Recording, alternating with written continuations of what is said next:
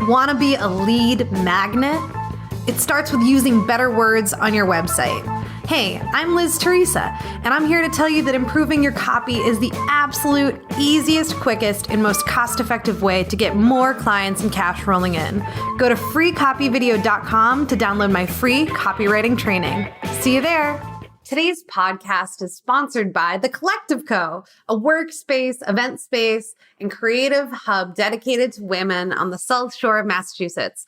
Located in North Scituate, The Collective Co. offers a variety of memberships for co-working from part-time to full-time, as well as desk rentals and more. With free local coffee, say what, incredible Wi-Fi, amenities, and member perks, we invite you to come in and be your most productive self while surrounded by an incredible community of women.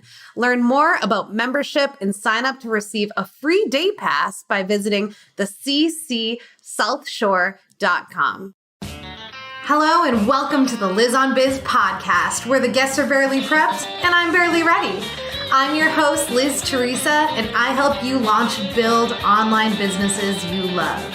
This podcast is all about entrepreneurship, and I hope you like it. Hey, everybody, and welcome to another episode of Liz on Biz. Here with me today is Aurora Winter. She is an award-winning best-selling author, and she is the author of a fabulous book called Turn Words into Wealth. And she has another book coming out that she is going to tell you guys about. Welcome to the show, Aurora. Hey, it's so great to be on the podcast with you, Liz. I'm looking forward to sharing how your audience can turn their words into wealth. I love wealth and I love words. So I feel like, I don't know, are we like related? Like, are we like, I think we're soul sisters. Soul like, sisters? I checked out your website. Yes. And I totally agree with you. The low-hanging fruit is to get the words right. And so many people, they spend all their time perfecting whatever it is that they do, their products or their services. And, they only work on their words at 11 p.m. when they're exhausted because they don't think it's very important. But it's the most important thing in terms of getting new clients, getting clarity, and, words. They're kind of inexpensive, but they're such high leverage. Yeah. And so how did you become obsessed with words? Because you're an author, but when did that happen? Were you just always like that? I am obsessed with words. Yes, I am a word junkie. I'm a word nerd. Love it. I remember it's all started when I was 9 years old and I read The Lion, the Witch, and the Wardrobe. Remember that series of books about Narnia by C.S. Lewis? Did you read them? Yeah. Back in the day. Back in the day. So I was totally entranced by this series of books, which starts with The Lion, the Witch, and the Wardrobe. And I was just little. So I remember kind of being up on my tippy toes, reaching to get down the last book in that series, which is called The Last Battle.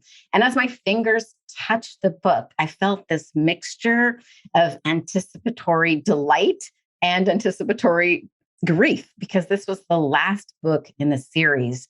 And I realized, wow, it is so amazing to be able to transport people to another place and time and make it real for them with just little black dots on a white piece of paper. I'm like, black dots on paper, amazing. So I vowed in that moment in my little 9-year-old determined self to do everything I could to become as good of a writer as I could possibly be.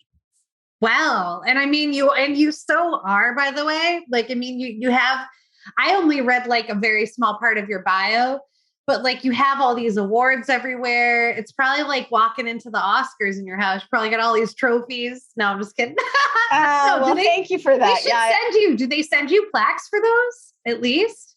Yes, they send plaques and medals. I got this really heavy medal for one of my book awards. I'm like, really? You think I'm going to wear this half-pound medal around my neck? You're like, you guys, you're like, I'm taking everybody to Fridays. And then you walk in and you're hanging low because it's so heavy. Yeah.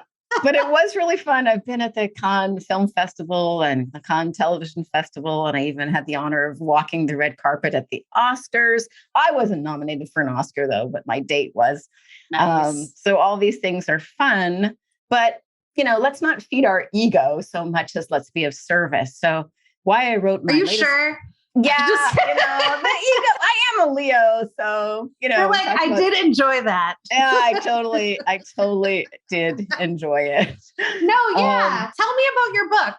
Yeah, but why I wrote my latest book, Turn Words into Wealth. I'm the author of 6 books, not counting the ones that I ghost wrote. Is it just hurts my heart that so many people have a book inside of them. In fact, 80% of people want to write a book, but typically, on average, first-time authors take 3.5 years to write a book.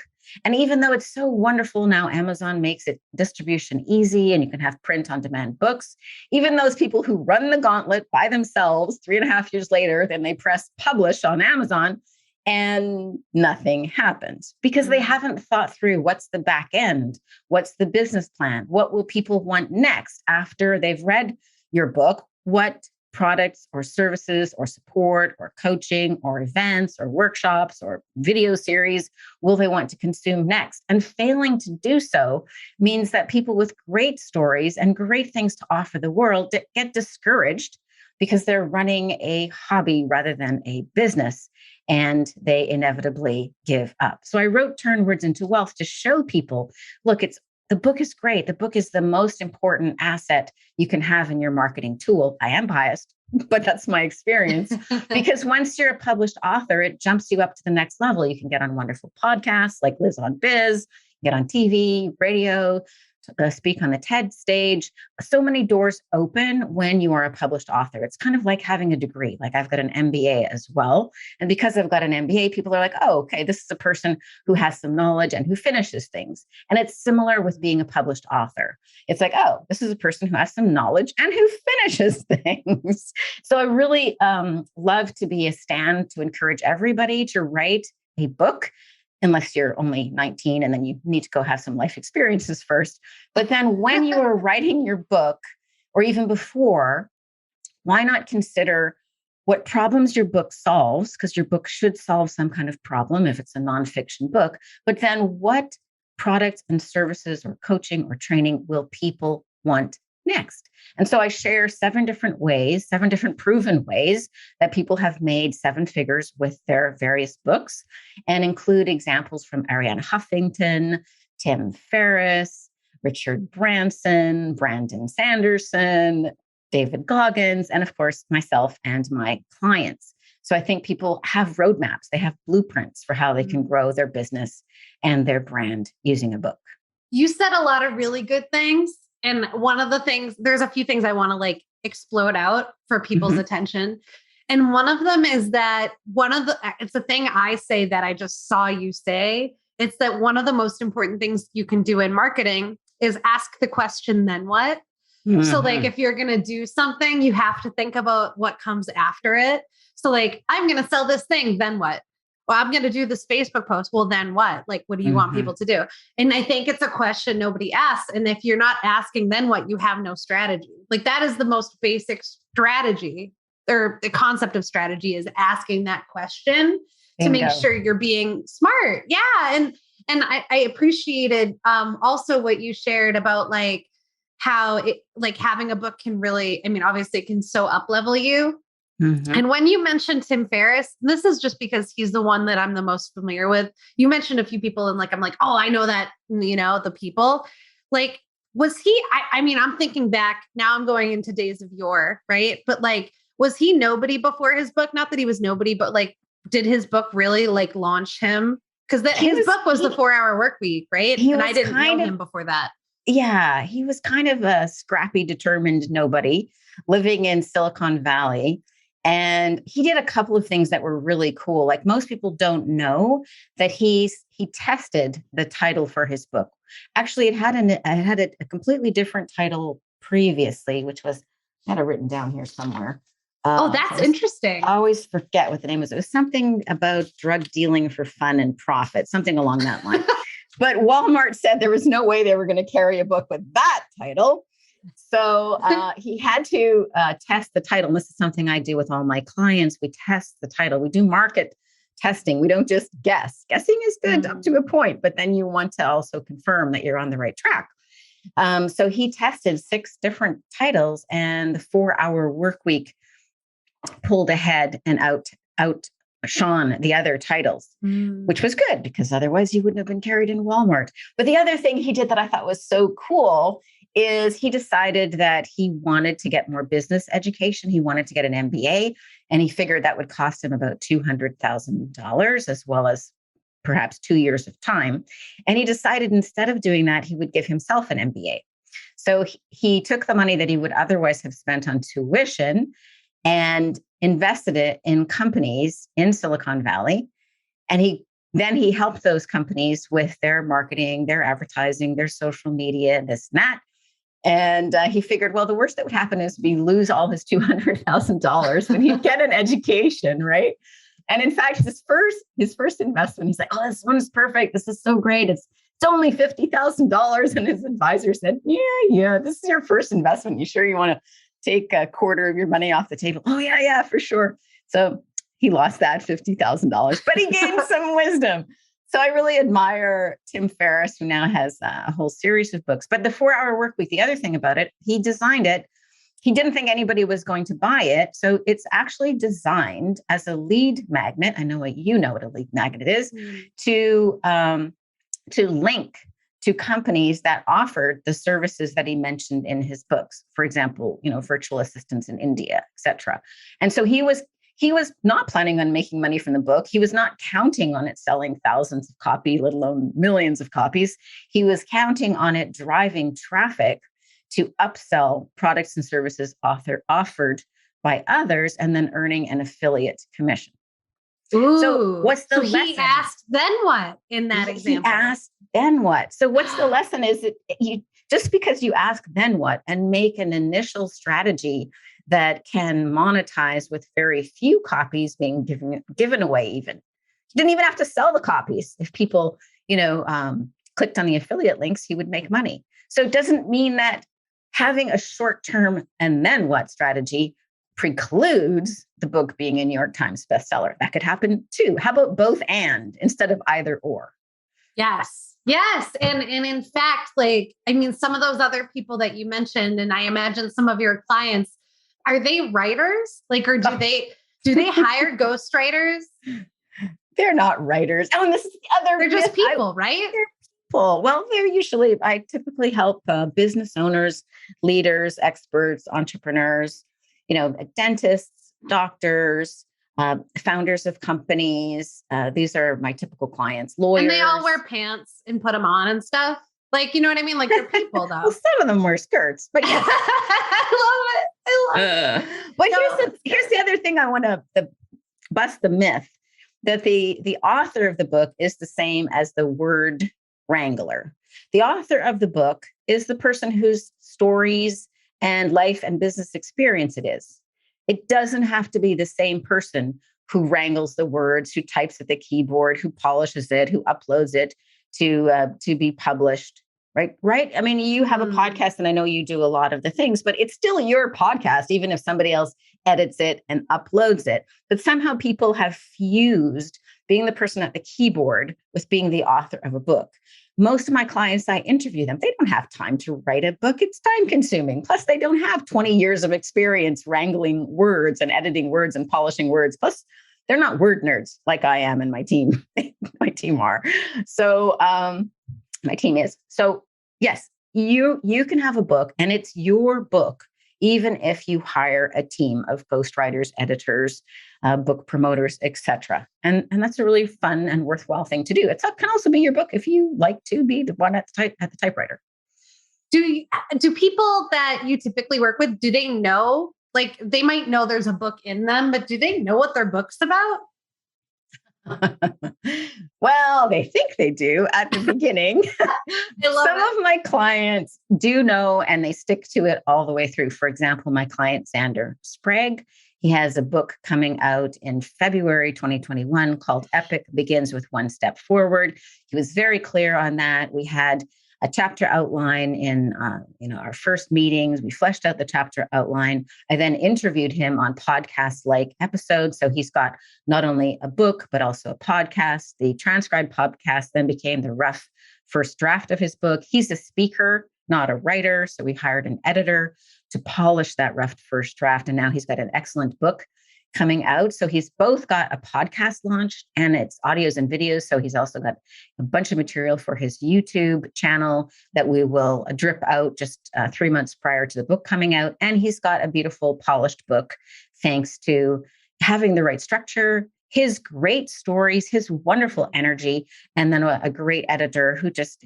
tidied it up and took out all the ums and ers. And, when you're talking, it's different from when you're reading a book. You want the book to be tight, clear, concise, polished.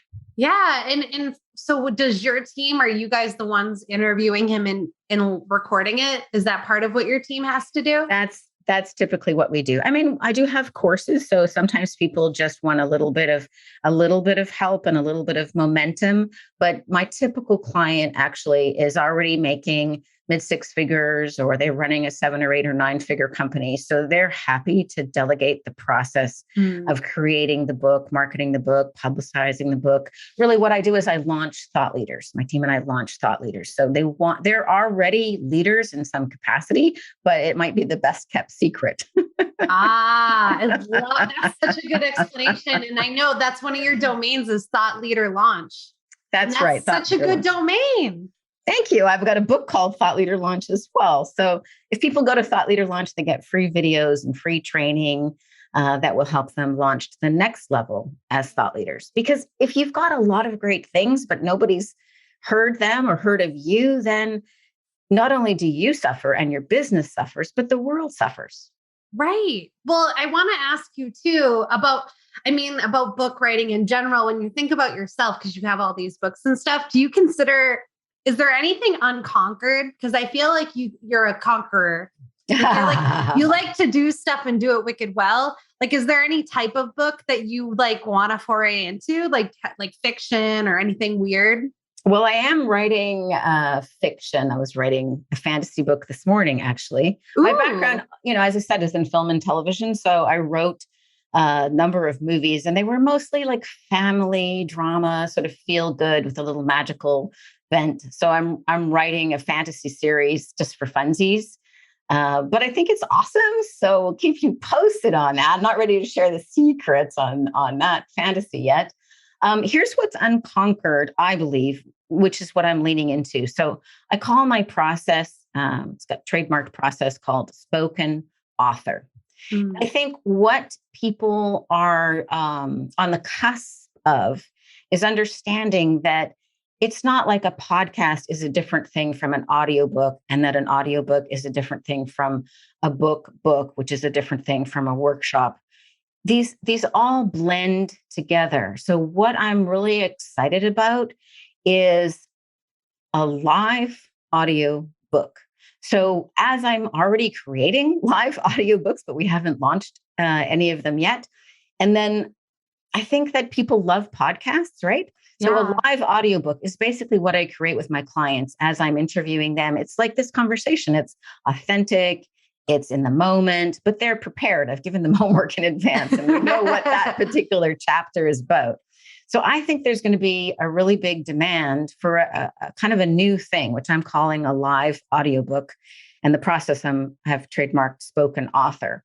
And I think that it won't be like, oh, you're only a podcast host or you're only an author. It'll be like all seen as one thought leadership kind of space. I don't know if I'm explaining this really clearly. No, you are. I'm so with you. And I can absolutely see that being a thing. Oh, yay. Awesome. Yes, I'm completely with you. And I think that what I love about what you just said is that it doesn't have to be like, these are all separate things. It's similar how in marketing, when people say, oh, you should take that podcast you did and leverage your content, like leverage your content is like you probably said it. And for folks listening that aren't as familiar with that turn of phrase, essentially leveraging your content means take that podcast you did and turn it into a blog. And now it's a YouTube video and you're supposed to sing and have a reel where you're pointing at the blog and that's a reel. Instagram reel. I don't know about these reels. Do you do reels? Are you really into reels? I'm not really into reels. Okay. I'm really not into reels. I can't. Really. They make me it's terrible because I'm as hokey as they come and I look like I would be into them.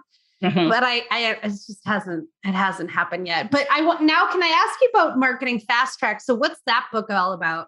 Okay, so marketing Fastrack. So I have to back up a little bit and set the stage. So I've had a very interesting life with many chapters. I feel like my life is sort of like the Narnia series. Each there's different books, but they're all in the same series, which right now are called Aurora Winter's Life. So my husband died suddenly when our son was 4. So I know you've got a son, Leo, who's not quite 4 yet. Mm-hmm. And although he might look like a 4-year-old because he's quite tall and big for his age. Tall, yes. So as you can probably imagine, my life shattered, and I didn't even know if I wanted to live or to go on, because my husband was my best friend. He was my business partner. Obviously, he was my husband and the father of my son. And I just hit the wall, but I had to find a way to put my life back together again, because I had this beautiful 4-year-old looking up at me with such trust that mommy was going to figure this out and save the day. So fast forward, I managed to learn how to go from heartbreak to happiness. And then I published my diary of healing, which is called From Heartbreak to Happiness, an intimate diary of healing, which was endorsed by Dr. Wayne Dyer and other people. And then I thought, okay, that's my gift to other grieving people. I am now going back to being a film and television writer, producer, because that was my background. And but that didn't work because God had another plan, I guess. Mm. So that book brought grieving people to me, because I didn't ask myself what's next after the book. What's next for me was I was going back to film and television. But the book brought grieving people to me. So I help people, over the phone or over a cup of tea or coffee. And then it got to be too much. And I thought, well, I either have to just send them away, or I need to start charging. What is this coaching thing anyway? Mm-hmm. And it didn't feel good to send people away, because grieving people can be very fragile. And so I thought, well, I'll start charging, and that will make them go away. Right? But in fact, it was the opposite, because people didn't really like to impose upon my time. And they preferred to know that I was going to be speaking to them next week, and the week after that, and the week after that I had their back. So before I knew it, I was coaching quite a bit. The book From Heartbreak to Happiness is not designed as a lead magnet, but it did create know, like, and trust. And because I was on, radio and TV promoting the book, just as any author would, it brought me the grieving people. So fast forward, I started a company called the Grief Coach Academy, and I trained coaches how to help people through grief. Fast forward, I'm an entrepreneur. I got bored. So I wanted to do something else. So people kept asking me for help with marketing. So I thought, well, if I'm going to be helping business owners with their marketing and strategy, I better get an MBA. So I took my MBA in 2015. I graduated with an MBA from the University of Iowa. I actually studied in Italy. So that was a fun adventure, which is another story. But back to this story. Okay. So after taking my MBA, as you can probably imagine, I had no business. I didn't have a business. I didn't have a job. I had no clarity on what's next. But I did have a small email list of about 12,000 people who knew me as the founder of the Grief Coach Academy. And I thought, well, I need a quick way to see if people would be interested in having me as their marketing mentor, as their marketing coach. It's completely different. Trainer of people to help people through grief, or, a marketing mentor. So I got interviewed. I was interviewed by a friend of mine who was then the director of coaching at Tony Robbins. They had already interviewed me previously, and they knew me as the founder of the Grief Coach Academy, but I was not talking about grief this time. I was talking about marketing and messaging and the 3 mistakes that even smart, intelligent people make with the marketing. And so the 1-hour interview was great. I liked it. And then I transcribed it, and I turned that into a PDF. Not even an ebook, just a friggin' PDF. Halfway to an ebook. Yeah, I was in a hurry. I needed to launch something. With the PDF and a relationship with a host who had previously interviewed me about grief, I got on national television in the United States. And then I thought, okay, well, I will upload this book and make it a soft cover book, and I'll offer it for free to my list of 12,000 people who know me a little bit, and they'll just pay for shipping and handling. So I'll break even. So I wasn't attempting to sell the book. I was attempting to test the market because after they got the book, they then got a series of 5 videos, and then they were offered, would you like to have a free strategy session with Aurora? Are you interested in having her help you with your marketing? So fast forward what happened after I got my MBA, and I'm like, I really need some revenue and I'm completely unhireable as an employee, so I better launch another business. So I launched this tiny little book called Marketing Fastrack, and I was blown away by the results. In fact, I was working so fast, I didn't even notice the results until I'm like, holy shit, this book generated $250,000 of new business in 90 days. Wow. I'm like, that's $1 million a year company. Okay, I guess that worked. I guess people are interested in having my help with their marketing and their messaging and to write and publish their books. So let me be clear. It wasn't $250,000 from selling books. It was using a little book as a way to pivot and test an offer for something I had never offered before, which was to be a mentor and coach people through their marketing challenges and help them write, create, publish, and promote their books. That was an amazing story. Yeah. By the way. So thank you. Yeah. And so then I published Marketing Fast Track, where I'm publishing the second edition of it, August 17th, 2021, so that people can know what happened after the little book that could. It was like the little engine that could. I don't know if you're reading that book. Yeah, no, Leo. Definitely. Yeah. So Turn Words into Wealth is a very, polished, thorough book that you would, get a ton of value of, because I go into depth with research and this and that, and a lot of examples. Marketing Fast Track is really valuable to show people, what does a lead magnet look like that was created on the back of just a 1-hour interview, and that, was done in a big rush to test a market idea. So it provides a lot of value, because usually you can't see people's beginning stages later because they delete them and just show you the later versions. So that's why I'm publishing the second version of Marketing Fast Track, the little book that launched a new business. Well, okay. I wish this was an hour interview because I got so much to ask you. It's time for your last question. Oh my gosh. I know. Are you appalled as well? This is the part where we have to look at our watch and go, oh, I know. Go so quickly. I know. But there's a lot I want to ask you. I guess one of the things is through the course of your journey, and I love how you describe your journey in chapters, because that's so Aurora. And I love how I just met you. I'm like, that's so Aurora to do that. But what I love about it, and what I'm really drawn to, is that you have these moments in your life, and it sounds like the grief, the horrible tragedy that you experienced really was a springboard and a catalyst for you to get plugged into the right people in the right places, or could have been your TV career behind that, right? Because you'll be like, oh, I talked to Tony Robbins, and then he was like, sup, Aurora, I think you're cool. Like, how did you get these hookups? Is it and what would you give that credit to? Is it just because your gregariousness? Like, what do you think it is? Well, that's. And I said that word to impress you. Oh yeah, 25-cent word. Thank you. Good job. Oh, just saw it come through PayPal. Thank you so much. No, I'm just kidding, guys.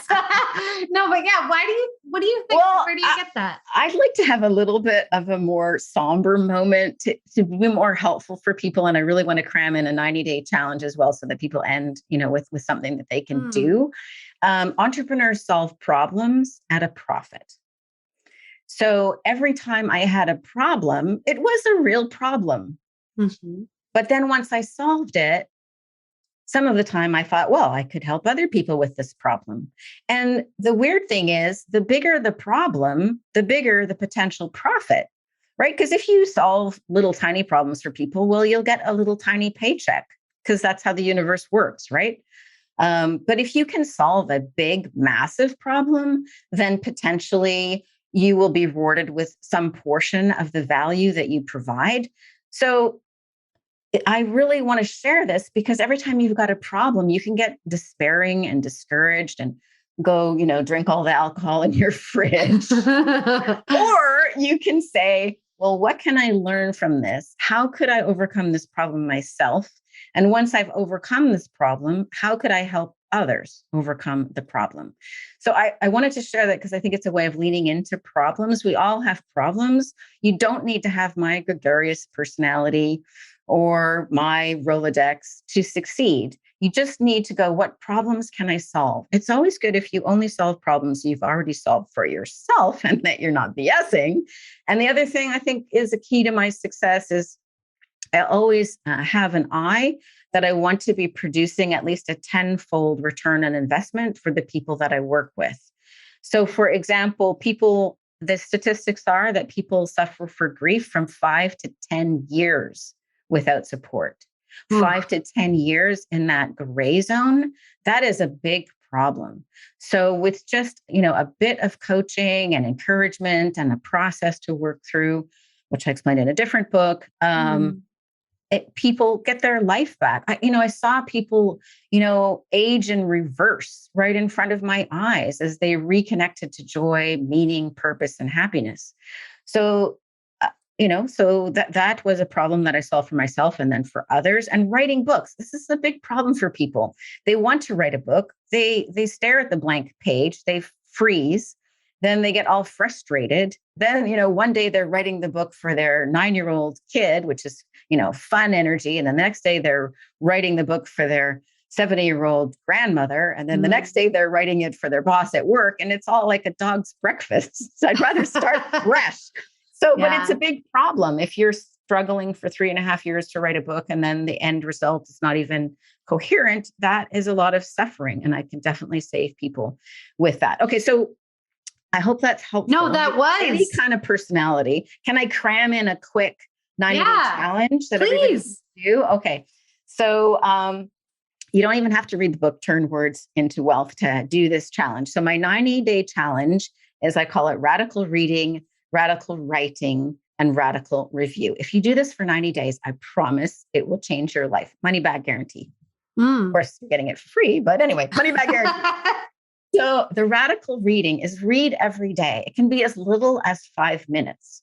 Read broadly, like read poetry, read Rumi, read fiction, read nonfiction, read outside of your area of expertise, read something, that you wouldn't normally read, and then read as well in the areas that you like, just 5 minutes a day, and then write every day. And again, it doesn't have to be long. It could be for 5 minutes. You can write in a beautiful journal with your favorite pen, or you can do what I sometimes do is I just dictate into my iPhone. That's my diary for the day. And then review. So once a week, perhaps on Sunday, review what you have read and what you have written. And then rinse and repeat for 90 days. And what you will find is you'll start to notice patterns in your life. It's like you're talking to yourself and you're listening to yourself and you're hearing what you learned and you start to see patterns. So when I did this after my husband died suddenly, I went from feeling like God hated me and that my life was doomed and that it would be the most I could do to just survive with my fingernails, climbing onto the edge of the windowsill about to drop, to feeling that, oh, wow, my prayers have been answered. And I live, despite appearances to the contrary, I do live in a supportive universe and things do work out because I would notice that things that I had prayed for did come to fruition. 60 days later, 90 days later. So radical reading, radical writing, radical review, it will totally transform your life. I love it. I love it. I'm going to give it a shout. I'm going to give it a shout. Now I want you to give a shout. Tell everybody how they can find you online and get in touch because I just think you're awesome. I think you're awesome too, Liz. Well, they can visit my website, aurorawinter.com, AURORA. winter.com, or they can go to Thought Leader Launch and get some free video resources. That's Thought. It's kind of hard to say, thoughtleaderlaunch.com. And of course, my books, Turn Words into Wealth, and my new upcoming book, Marketing Fastrack, are available wherever books are sold, including Amazon, Kobo, Apple Books, Google Play, etc. And if you read my books and enjoy them, I'd be ever so grateful if you left a book review. Yay, everybody. Links will be in the show notes. Aurora, thank you so much for joining us today. Thank you, Liz. Thanks so much for listening today. Be sure to subscribe, listen again later, tell your friends, leave a review, because all of that helps me do all of this. For show notes and more information, check out liztheresa.com/podcast. Want to be a lead magnet? It starts with using better words on your website. Hey, I'm Liz Theresa, and I'm here to tell you that improving your copy is the